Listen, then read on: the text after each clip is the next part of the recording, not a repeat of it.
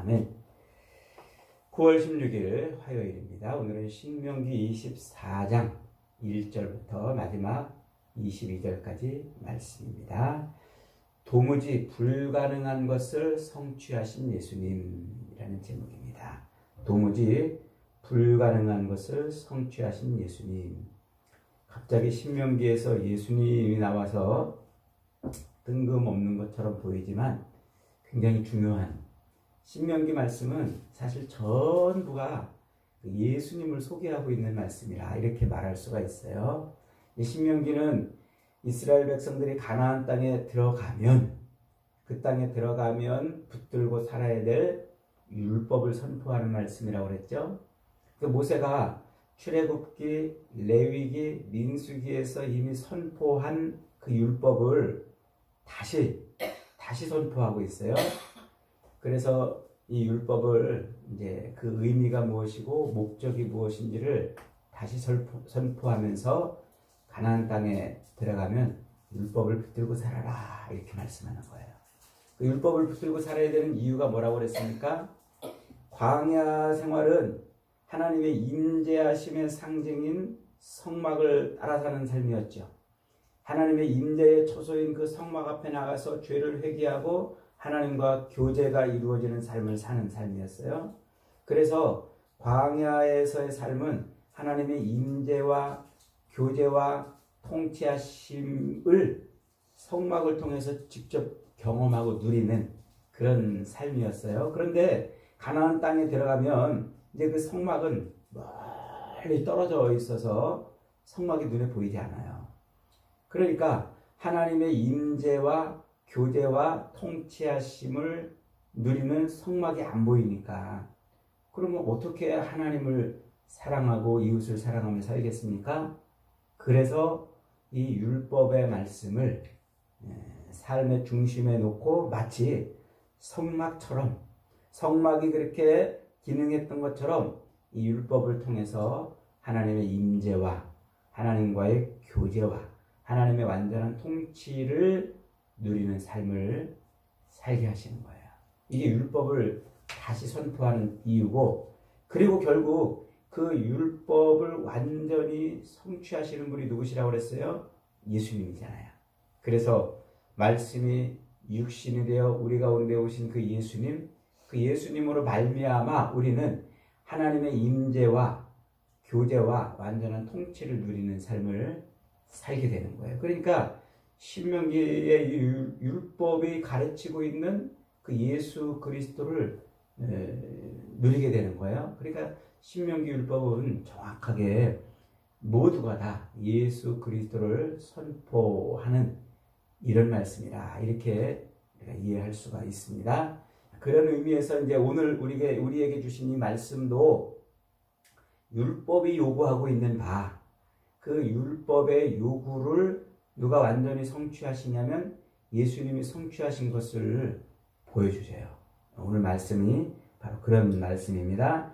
자, 오늘 본문은 크게 이제 세 덩어리로 구분이 되어 먼저 1절부터 5절까지는 이혼과 재혼에 관한 규례이죠. 그리고 6절부터 또 13절까지는 이제 이 하나님의 공의를 어떻게 실현해 낼 것인가 하는 문제를 다루고 있고, 그 다음에 이제 마지막 15절부터 22절까지는 가난한 자, 고아와 과부와 그 다음에 나그네 된 자 이들에 대해서 어떻게 행할 것인가 이런 이제 말씀을 명령하고 있습니다. 먼저 1절로 5절까지 보면은 이혼과 재혼에 대한 규례예요. 1절은 이렇게 시작합니다.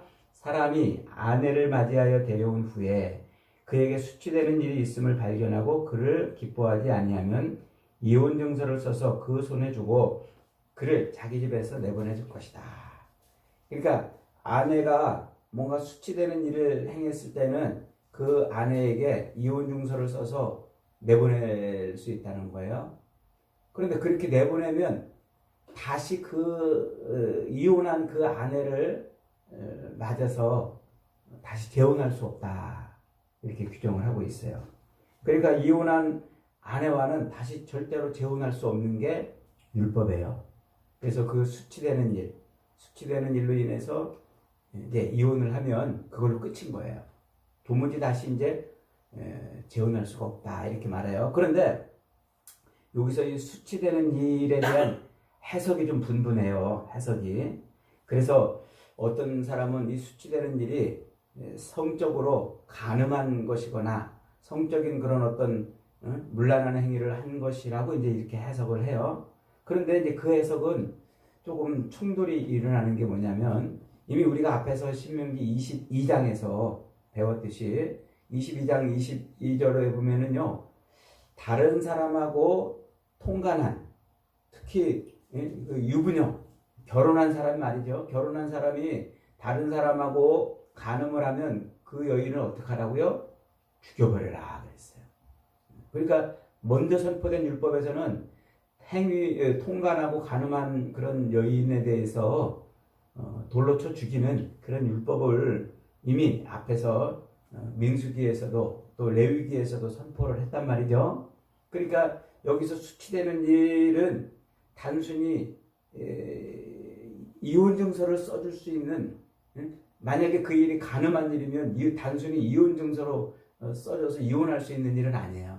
왜냐하면 간음을 한 것이라면 이혼 증서를 써주고 이혼할 것이 아니라 죽여버려야 되는 일이기 때문에 그래요. 그러니까 여기서 수치되는 일은 간음한 것까지는 아니되 그 외에 뭔가 좀 이렇게 좀 불성실하고 뭐 그런 행위가 아니겠느냐 이제 이렇게 해석을 해요. 그래서 이제 이스라엘 백성들, 유대인들은 이것을 이제 성적으로 이렇게 간음한 그것이 아닌 이 아내가 남편의 마음에 뭔가 좀 안 들었다. 남편이 요구하거나 남편이 원하는 혹은 또 그 아내, 그 가정의 아내로서의 어떤 역할을 제대로 못했을 때 남편에게 수치가 되니까 이혼을 해주라. 이런 말로 해석을 했어요. 그래서 랍비 샴마이와 랍비 힐렐의 그 해석이 이렇게 이제 두 가지인데 주로 랍비 힐렐의 해석이 요 해석이에요. 그래서 예를 들어 가지고 뭐 밥을 태웠거나 혹은 애들에게 함부로 했거나 혹은 나가서 남편을 험담했거나 여자들이 밖에 나가면 할 일이 뭐예요? 남편들 험담하는 거잖아요. 요즘 카페 가면은 여자들 모여가지고 주로 자기 남편들 이렇게 험담을 많이 한다잖아요. 이런 게 다 뭐라는 거예요? 이게 남편을 수치스럽게 하는 일이기 때문에 그런 일이 있으면 이혼 증서를 써서 내쫓으라. 이랬다고 이 랍비 힐렐은 이렇게 해석을 해요. 그래서 유대인들은 웬만하면 껄핏하면 아내를 구박하고 학대하는 것을 넘어서 이혼 증서를 써서 내보내 버렸어요. 이런 일이 만연을 했어요. 그래서 예수님 당시에도 유대인들이 그런 일들을 많이 하죠. 그래서 바리새인들이 예수님한테 와가지고 예수님을 시험합니다. 예수님, 모세의 율법에는 이혼 증서를 써주고 이혼하라고 되어 있는데 이혼하는 것이 합당합니까? 합당하지 않습니까? 이렇게 이제 질문을 해요. 근데 이 질문은 아주 교묘한 함정이 들어있는 질문이었어요. 왜냐하면 그 당시 이 유대인들은 이 랍비 힐렐의 해석처럼 이혼을 당연시하는 것으로 여겼단 말이죠. 그래서 이혼하고 막 이렇게 하는 것에 대해서 그래서 여자들을 함부로 막 내쫓고 구박하고 이혼 증서를 써서 이혼을 해서 내쫓기 전까지 이 여자들을 막 구박하는 거야. 막 견디기 어렵고 막 이렇게 하는 그게 이스라엘의 만연된 죄악이었어요. 그러니까 이제 예수님한테 와가지고 모세의 율법에는 이혼 증서를 써주고 이혼하라 그랬는데 당신은 어떻게 생각합니까? 이렇게 질문을 하면서 그 모세의 율법을 어기든지 안 어기든지 하는 문제에 대한 함정을 이제 올무를 만들어 놓은 거예요. 그리고 그 당시에 헤롯 안티파스라는 왕이 유대를 통치하고 있었잖아요. 이 헤롯 안티파스가 자기 아내를 버리고 자기 조카하고 이렇게 자기 동생의 여자를 뺏어가지고 결혼을 했단 말이죠. 그걸 누가 지적했냐면 세례 요한이 지적했어요. 세례 요한이 그 문제를 지적해가지고 자기 동생의 아내를 빼앗은 이 헤롯 안티파스를 신랄하게 비판했다가 그만 이제 목 잘려 죽어요. 세례 요한이. 그러니까 요 이혼을 하는 그것에 대한 이혼해도 괜찮아. 이렇게 하면은 그 헤롯 안티파스를 옹호해주는 이런 일들이 이제 벌어지는 거예요. 그런 것에 대해서 예수님이 뭐라고 이제 말씀하시니까 예수님께서 마태복음 19장 9절에서 이렇게 말씀하고 있습니다. 예수께서 8절에서 예수께서 이르시되 모세가 너희 마음의 완악함 때문에 아내 버림을 허락하거니와 본래는 그렇지 않다. 이렇게 말씀하세요. 그러면서 내가 너희에게 말하노니 누구든지 음행한 이후에 아내를 버리고 다른 데 장가드는 자는 간음합니다. 그러니까 거기서 수치됨이라는 오늘 본문의 이 구절을 예수님은 음행한 것이라고 이렇게 이제 표현을 하는 거예요. 음행한 것. 유대인들은 음행한 것이 성적인 어떤 그런 문제로 아니고 그냥 자기 남편의 마음에 조금 안 들면은 막 구박하고 막 이혼 증서 써줘서 이혼시켜버리는 그런 것에 대해서 강력하게 규제를 이제 하고 있는 것이죠. 그러니까 이제 이 인간의 그 완악함 때문에 이혼 증서를 써주고 이혼하도록 허락했다는 이 예수님의 이 율법을 해석하는 이 말씀은 도무지 이혼이 허락되지 않았다면 어떻게 됐다는 말이에요. 남자들이 여자를 아주 그냥 말려 죽이는 그런 지경에까지 가게 했다는 말이에요. 아주 그냥 이혼은 못하지. 그러니까 율법에 의해서 이혼은 못하지. 그러니까 이 여자를 어떻게 할 수 없으니까 그냥 막 핍박하고 스스로 극단적인 선택을 하게 하거나 혹은 말려 죽게 하거나 스스로 도망을 치게 하거나 이런 일에 가게 될까봐 그럴까봐 하나님이 여자를 보호하기 위해서 차라리 이혼 증서를 써주고 이혼하거라 라고 이렇게 했다고 예수님이 율법을 해석해 주는 거예요. 그래서 인간의 그 완악함을 인해서 하나님이 허락을 하셨다는 것이죠. 그래서 이제 예수님께서 탐욕에 사로잡혀 있는 이 인간들, 그 바리새인들의 그 모습을 까발리면서 그 탐욕 때문에 하나님의 율법도 자기 마음대로 이용해버리는 그런 인간의 그 죄악을 지금 예수님은 고발을 하고 있는 거예요.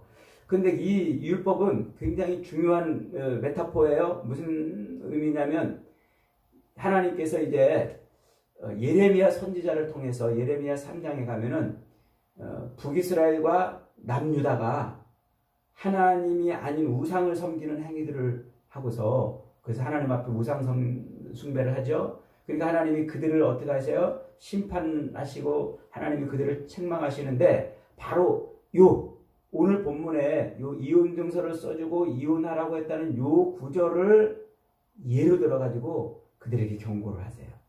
그래서 예레미야 3장 1절에 가면은 이렇게 하나님이 예레미야 선지자의 입을 통해서 유다와 이스라엘 백성들에게 이렇게 말씀하세요. 그들이 말하기를 가령 사람이 그의 아내를 버림으로 그에게서 떠나 타인의 아내가 된다 하자 남편이 그를 다시 받겠느냐? 그리하면 그 땅이 더러워지느니라. 지금 이 말씀 그대로잖아요. 만약에 아내가 이 수치스러운 일이 있어가지고 이혼 증서를 써서 이혼시켰다면 어떻게 돼요? 다시 그 아내를 받아들이면 그 땅이 더러워진단 말이에요. 그래서 하나님이 그 땅을 더럽히지 않게 하기 위해서 아내를 다시 받아들이지 말아라 이렇게 명령을 주신 율법, 그 율법을 지금 그대로 들어가지고 이스라엘과 유다 백성들한테 야 너희들 율법에 그가 사람이 아내를 버리고서 그가 떠났다면 타인의 아내가 됐다면 그를 다시 받아들일 수 있겠느냐? 그 땅이 더러워지지 않겠느냐? 이렇게 말씀을 하시는 거예요. 그러면서 너희가 지금 그런 존재들이다. 그렇게 하나님에게서 떠나 남편 되고 신랑 된 하나님에게서 떠나 행음을 해가지고 버려진 자들이다. 버려진 자들이다. 이렇게 말씀을 하세요. 그러면서 12절에서 예레미야 3장 12절에서 뭐라고 말씀하세요? 그럼에도 불구하고 내가 너희들을 다시 받아줄 거니까 돌아오라. 내게로 돌아오라. 나는 너희의 하나님이라. 이렇게 말해요. 이게 무슨 말이에요? 신명기 율법에 의하면 한번 이혼 증서를 써주고 쫓겨나가지고 이제 남편에게서 떠난 그 아내는 다시 돌아올 수 없단 말이에요. 율법이 그렇게 규정하고 있다만서도 나는 너희가 그렇게 떠났지만 다시 너희를 받아줄 용의가 있으니까 돌아오거라. 이렇게 말씀을 하시는 거예요. 그래서 이 예레미야 선지자의 이 말씀대로 우상에 빠져가지고 남편 대신 하나님을 떠났던 그 이스라엘을 다시 돌아오게 해서 그 이스라엘로 하나님의 신부가 되게 만드시는 분이 누구예요? 그분이 예수님이란 말이에요. 그래서 예수님이 이 땅에 오셔가지고 이제 영적인 이스라엘 다시 구원시켜낸 이 영적인 이스라엘의 뭐가 돼요? 신부가 되는 거예요. 그래서 그 모습을 에베소서 5장에서 자세하게 설명하잖아요. 남편과 아내가 서로 사랑하라. 이는 그리스도의 몸이 됩니다. 이러면서 그렇게 이제 그 말이 무엇을 말하는 겁니까? 그게 곧 그리스도와 교회와의 관계를 설명하는 것이다. 이렇게 표현을 하잖아요. 그래서 아내들이여 자기 남편에게 복종하기를 주께 하듯하라. 이는 남편이 아내의 머리됨이니 그리스도께서 교회의 머리됨과 같다. 그가 바로 몸의 구주시니라. 남편들아 아내 사랑하기를 그리스도께서 교회를 사랑하시고 그 교회를 위하여 자신을 주심같이 하라. 그러므로 사람이 부모를 떠나 그의 아내와 합하여 둘이 한 육체가 될 것이라. 창세기 2장 마지막 절 말씀을 들면서 뭐라고 이제 거기다가 토를 달아놓냐면 크도다. 이 비밀이 크도다. 나는 그리스도와 교회에 대하여 말한다. 남편과 아내 서로 사랑하라 이렇게 말하면서 그것을 지금 뭐에다가 비유하고 있어요? 그리스도와 교회의 관계다 이렇게 말합니다. 그러니까 지금 이 말씀은 무엇을 의미합니까? 신명기 오늘 본문의 율법대로 의하면 한번 버려짐을 당한 여인은 다시 돌아올 수 없어요.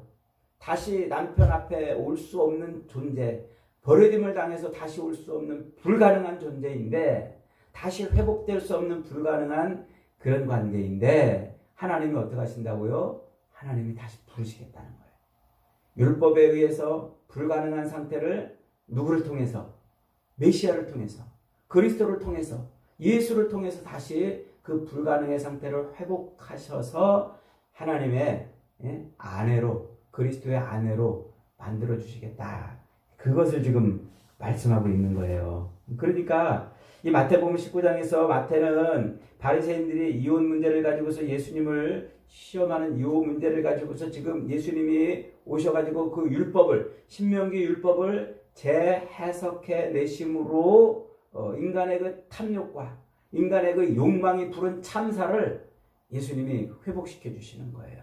다시 하나님, 우상을 섬기고 세상을 향하여 그렇게 배도한 길을 갔던 그 백성들을 예수님이 다시 어떻게 하신다? 다시 하나님 앞으로 돌아오게 만드시는 일을 하셨다고 그렇게 마태복음이 예수님을 소개하고 있는 것이죠. 그러니까 예수님으로 말미암아 이제 다시 율법이 요구하고 있는 그것으로 본다면 도무지 회복할 수 없는 관계인데 예수 그리스도께서 회복시켜 주신다. 이렇게 말씀을 하고 있는 거예요. 좀 복잡한 설명을 했습니다만 다시 한번 정리한다면 지금 율법으로 본다면 한번 이혼한 남편에게서 한번 버려짐을 당한 여인들은 다시 돌아올 수 없는 율법을 선포함으로 그 땅, 하나님의 기업의 땅을 정결케 하시겠다 하는 그 율법을 하나님이 선포하셨어요. 그래서 그 율법대로 한다면 하나님을 배반하고 남편 대신 하나님을 떠났던 이스라엘은 도무지 하나님 앞으로 돌아올 수가 없습니다. 도무지 불가능한 일을 누가 다시 성취하세요? 예수님이 성취하시는 거예요. 그래서 예수님이 도무지 율법으로는 돌아올 수 없는 그들을 하나님께 돌아와서 하나님의 거룩한 신부로, 그리스도의 거룩한 신부로 그렇게 설 수 있게 만들어내시는 분이 예수님이다. 그래서 성경이 하나님과 이스라엘의 관계를 그렇게 신랑과 신부의 관계로 자꾸 은유적으로, 비유적으로 표현을 하고 있는 거예요. 이 율법을 성취하시는 분이 바로 그리스도라. 그러면서 마지막 요한계시록 20장에서 마지막 이제 천국의 모습이 어때요? 그 예수 그리스도와 성도들이 혼인잔치를 벌이는 것으로 끝나는 거예요. 율법이 이룰 수 없는, 율법으로 하면 도무지 성취할 수 없는 그 일을 예수님이 성취하셨다고 말씀을 하고 있는 것이죠. 이것이 바로 오늘 본문 신명기가 보여주려고 하는 말씀인 거예요. 그 뒤에 5절, 6절 이하에 나와 있는 이 말씀, 연약한 자들, 힘없는 자들, 가난한 자들, 그런 누군가의 돌봄이 필요한 자들을 향한 메시지도 역시 똑같습니다. 그러니까 힘없는 자들, 가난한 자들을, 그들을 전당 잡아가지고 그들의 생명을 움켜쥐고 그들을 삶을 파괴하는 일을 하지 말거라 하는 거예요. 그렇게 가난한 자들, 힘없는 자들, 고아와 과부와 나그네들, 눈먼 자들, 눌린 자들, 이런 자들을 위해서 누가 오셨어요? 예수님이 오셨어요. 그래서 예수님이 공생애를 처음 시작하시면서 제일 먼저 선포하시는 것이 바로 그거예요. 누가복음 4장에 가면은 주의 성령이 내게 임하셨으니 이는 가난한 자에게 복음을 전하게 하시려고 내게 기름을 부으사 나를 보내사 포로된 자에게 자유를, 눈먼 자에게 다시 보게 함을, 눌린 자를 자유롭게 하고 주의 은혜의 해를 전파하게 한다. 그러니까 가난한 자들, 힘없는 자들, 연약한 자들, 포로된 자들, 이런 자들에게 누가 왔어요? 그리스도께서 와서 그들을 회복시키는 것. 그리고 그런 자들에게 행하는 것이 곧 그리스도에게 행하는 것이라는 말씀을 통하여 하나님의 나라의 삶의 모습이 어떤 것인가를 선포해주고 있는 거예요. 그래서 예수님은 내가 율법이나 선지자를 폐하러 온 것이 아니라 완전케 하러 왔다고 이렇게 말씀하시면서 율법의 요구를 예수님이 완전히 이루시는 분이시다 말씀을 하고 있는 겁니다. 여러분, 그렇습니다. 우리가 율법대로 한다면 도무지 하나님 앞에 설 수가 없어요. 남이 나에게 돈을 구워달라고 하면 우리는 그걸 그냥 구워줄 수 있는 사람이 어디 있습니까? 뭔가라도 보증을 잡고 전당을 잡고 또 내게 있는 것들을 남한테 기꺼이 내어줄 수 있는 이런 일들을 우리가 어떻게 합니까? 우리는 도무지 할 수 없는 그것을 예수님은 하세요. 그래서 예수님은 자기 목숨을 내어주시기까지 우리를 사랑해서 그렇게 하나님 앞으로 돌아오게 해서 하나님 나라의 삶을 살게 만드시는 거예요. 오늘도 우리의 끓어오르는 욕망과 욕심이 아닌 우리 안에 들어와서 우리를 하나님 나라의 삶을 살게 하시는 그 예수 그리스도를 따라 살아야 하나님의 백성으로 사는 것입니다. 저와 여러분이 오늘도 우리 안에 들어가서 도무지 불가능한, 율법대로 하면 죽어 마땅한 그런 인생들을 하나님 앞에 다시 세워서 하나님 나라의 삶을 살게 하시는 예수 그리스도를 붙들고 오늘도 하나님 나라의 삶을 멋지게 살아가는 저와 여러분이 되시기를 주님의 이름으로 축복합니다. 아멘.